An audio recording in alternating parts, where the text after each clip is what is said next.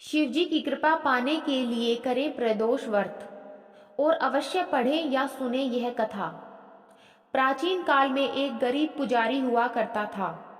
उस पुजारी की मृत्यु के बाद उसकी विधवा पत्नी अपने भरण पोषण के लिए पुत्र को साथ लेकर भीख मांगती हुई शाम तक घर वापस आती थी। एक दिन उसकी मुलाकात विदर्भ देश के राजकुमार से हुई, जो कि अपने पिता की मृत्यु के बाद दर दर भटकने लगा था। उसकी यह हालत पुजारी की पत्नी से देखी नहीं गई। वह उस राजकुमार को अपने साथ अपने घर ले आई और पुत्र जैसा रखने लगी। एक दिन पुजारी की पत्नी अपने साथ दोनों पुत्रों को सांडिल्य ऋषि के आश्रम में ले गई। वहां उसने ऋषि से शिवजी के प्रदोष व्रत की कथा एवं विधि सुनी तथा घर आकर अब वह भी प्रदोष व्रत करने लगी। एक बार दोनों बालक वन में घूम रहे थे। उनमें से पुजारी का बेटा तो घर लौट गया, परंतु राजकुमार वन में ही रह गया। उस राजकुमार ने गंधर्व कन्याओं को क्रीड़ा करते हुए देखा तो उनसे बात करने लगा। उस कन्या का नाम अंशुमति था। उस दिन वह राजकुमार घर देरी से लौटा।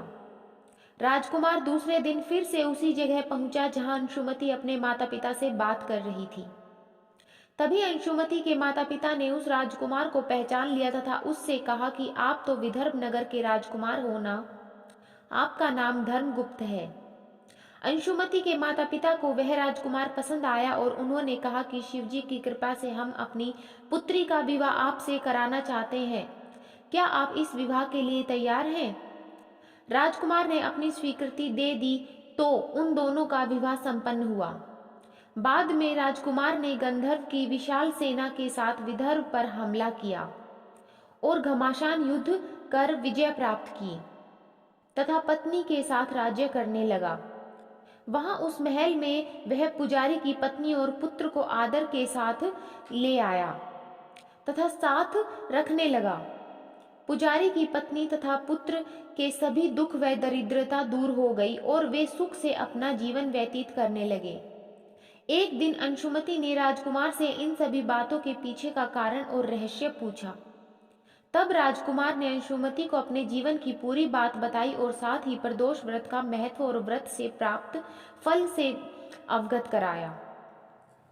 उसी दिन से प्रदोष व्रत की प्रतिष्ठा व महत्व बढ़ गया और मान्यता अनुसार लोग यह व्रत करने लगे। कई जगहों पर अपने श्रद्धा के अनुसार स्त्री पुरुष दोनों ही यह व्रत करते हैं। इस व्रत को करने से मनुष्य के सभी कष्ट और पाप नष्ट होते हैं एवं मनुष्य को अभीष्ट की प्राप्ति होती है। बोलिए ओम नमः शिवाय। कथा अच्छी लगी तो चैनल को सब्सक्राइब अवश्य करें और सभी व्रतों की कथाएं सुनने के लिए मुझे फॉलो करें और बेल आइकन को प्रेस करना ना भूलें, जिससे आने वाली सभी कथाओं की नोटिफिकेशन आपको सबसे पहले मिले। और मेरी वीडियो को एक लाइक व एक शेयर करके मुझे सपोर्ट करें। धन्यवाद।